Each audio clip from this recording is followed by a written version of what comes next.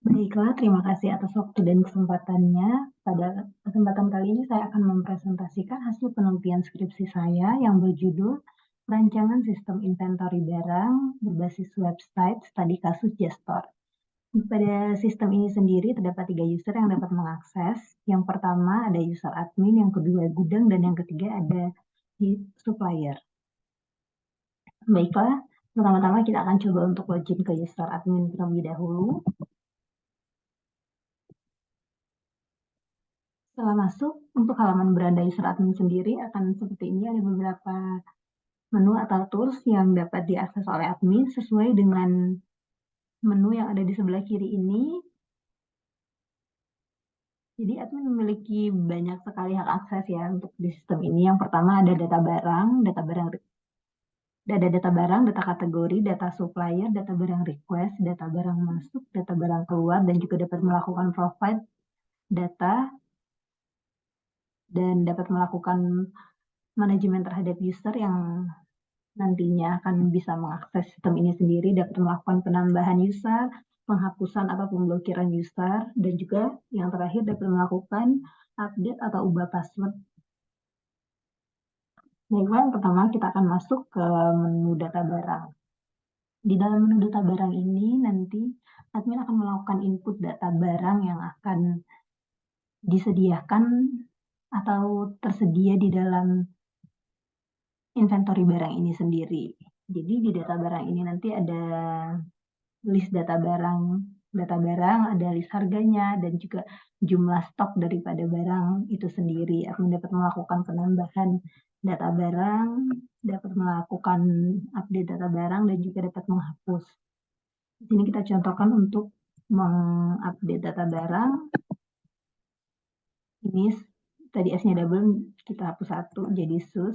Jadi sudah berhasil. Jika kita melakukan penghapusan data juga, dapat melakukan penghapusan data juga dan penambahan data barang juga. Selanjutnya di sini ada data barang kategori, Di data kategori ini juga sama, admin dapat melakukan update dan juga delete jika ada penambahan kategori barang atau sepatu yang sebelumnya belum ada. Admin dapat melakukan penambahan data kategori itu sendiri. Dan selanjutnya ada data supplier. Ini adalah daftar supplier yang bekerja sama dengan Gestor ini. Untuk sementara waktu masih hanya ada satu supplier yang bekerja sama, yaitu Dakar Safety Shoes. Jika ada penambahan supplier nantinya, admin dapat melakukan input data supplier dari nama supplier, alamat, telepon, dan juga email. Dan admin dapat menghapus jika sewaktu-waktu supplier yang bekerja sama saat ini tidak bekerja sama lagi. Selanjutnya di sini ada data barang request. Fungsi dari data barang request ini nanti untuk menginputkan data barang yang akan di-requestkan kepada supplier. Jadi nanti halaman ini juga dapat diakses oleh supplier itu sendiri. Jadi supplier bisa mengecek data barang yang sudah diinputkan oleh admin, dan nanti supaya dapat melakukan konfirmasi persetujuan dari harga barang yang di-requestkan oleh admin itu sendiri dengan mereply yes atau no. Jadi contohnya ini admin dapat melakukan penghapusan dan juga perubahan data. Contoh kita hapus untuk data barang ini, yang sepatu Villa VGT 210 ini kita hapus. Sudah berhasil terhapus. Selanjutnya kita coba tambahkan data barang baru. Contohnya itu R720. Ukuran sepatunya 44 dengan harga 2.500.000. Harga 2.500.000, untuk harganya di bawah ya. Untuk jumlahnya yang kita requestkan 5 dengan harga 2.500.000. Konfirmasi yes atau no. Nanti untuk konfirmasi ini dapat diupdate oleh supplier. Jika supplier setuju dengan harga yang di-requestkan oleh admin, maka akan diubah konfirmasi ini menjadi yes. Namun jika tidak setuju akan diubah menjadi no. Nah, ini kita isi yes atau no dulu. Selanjutnya kita simpan. Maka data barang ini sudah tersimpan di data barang request. Ini barang yang akan kita requestkan kepada supplier. Selanjutnya kita coba login ke user supplier. Ini kita sudah login tadi ke user suppliernya.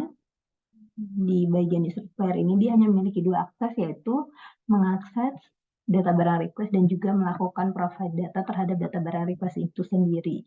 Jadi data barang request ini yang tadi kita requestkan sudah masuk di sini. Sepatu Nike Air 720 ukuran 44 dengan jumlah 5, harga request 2.500.000. Jadi supplier ini sendiri bisa melakukan konfirmasi. Jika dia setuju akan di-reply dengan Y.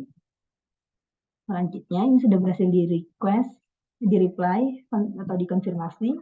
Jadi di bagian admin ini juga akan terupdate menjadi Y, tandanya setuju.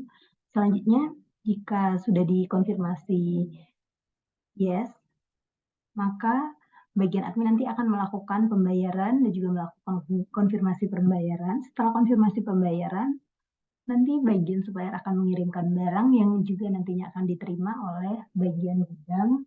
Setelah bagian gudang menerima data barang yang sudah dikirimkan oleh supplier, nanti bagian gudang akan melakukan listing terhadap barang yang datang dan juga jumlah penyesuaian data barang. Selanjutnya list akan diserahkan kepada admin lagi dan admin akan melakukan input data barang masuk. Jadi data barang masuk ini nanti akan dilakukan oleh admin sesuai dengan data barang yang diterima dari bagian gudang yang dikirimkan oleh supplier.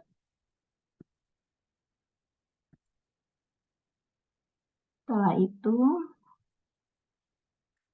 ada data barang keluar. Data barang masuk ini juga nanti untuk jumlah masuknya akan mempengaruhi stok barang di sini, di bagian data barang. Dan juga ini ada data barang keluar. Di data barang keluar ini juga nanti akan dilakukan oleh admin itu sendiri, akan melakukan input data barang yang keluar itu apa saja. Dan juga itu nanti akan mempengaruhi jumlah stok barang di sini. Selanjutnya ini ada menu untuk melakukan provide data, yaitu ada provide data stok barang masuk, barang keluar, data supplier, dan juga barang request. Untuk data stok barang ini, untuk datanya kita klik button cetak, filenya akan diarahkan ke PDF ini. Kita bisa melakukan download file ataupun langsung melakukan print. Selanjutnya untuk data barang masuk, contohnya kita dari 1 Januari 2023 sampai dengan hari ini, maka data barang akan tampil seperti ini. Kita bisa melakukan download dan juga print data barang ini. Selanjutnya untuk data barang keluar, ini data supplier.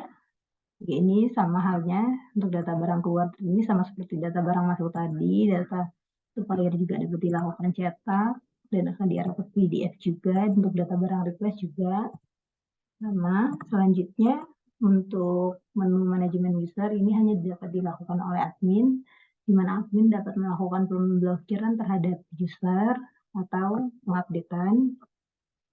Jika admin memblokir, maka user itu tidak bisa melakukan login ke dalam sistem ini sendiri. Contohnya kita blokir, berarti user Gilang ini tidak akan bisa masuk atau login ke dalam sistem ini. Jika dibuka blokirannya, maka dia bisa melakukan login lagi. Selanjutnya untuk menu ubah password ini sendiri, seperti biasa, jadi memasukkan password lama, password baru, dan konfirmasi password baru, lalu melakukan simpan. Setelah disimpan, nanti user akan login menggunakan password baru yang sudah diupdate. Selanjutnya untuk di bagian supplier ini sendiri, ini fungsinya memiliki fungsi atau akses untuk mengubah data barang request ini, lalu melakukan konfirmasi yes atau no. Selanjutnya dapat melakukan provide data barang request dan dapat merubah password itu sendiri. Selanjutnya untuk user gudang, coba kita masuk ke user gudang. Untuk user gudang ini sendiri aksesnya tidak jauh berbeda dengan admin, hanya saja ada beberapa yang tidak bisa diakses oleh gudang, tapi di bagian gudang ini hanya bisa melakukan view. Jadi gudang hanya bisa mengakses data barang masuk, barang keluar, dan melakukan provide terhadap laporan. Untuk data barang sendiri ini user gudang ini hanya bisa melakukan view, tidak bisa melakukan tambah barang. Selanjutnya, data barang masuk ini juga hanya bisa melakukan view, data barang keluar juga hanya bisa melakukan view, lalu bisa melakukan provide data laporan juga seperti yang dapat dilakukan oleh admin tadi untuk kebutuhan penyesuaian data barang nantinya. Selanjutnya, seperti halnya admin dan juga supplier, Gudang juga memiliki kesempatan untuk merubah atau mengupdate password akunnya sendiri. Baiklah, sekian hasil presentasi daripada penelitian dan skripsi saya ini. Jika ada kurangnya saya mohon maaf.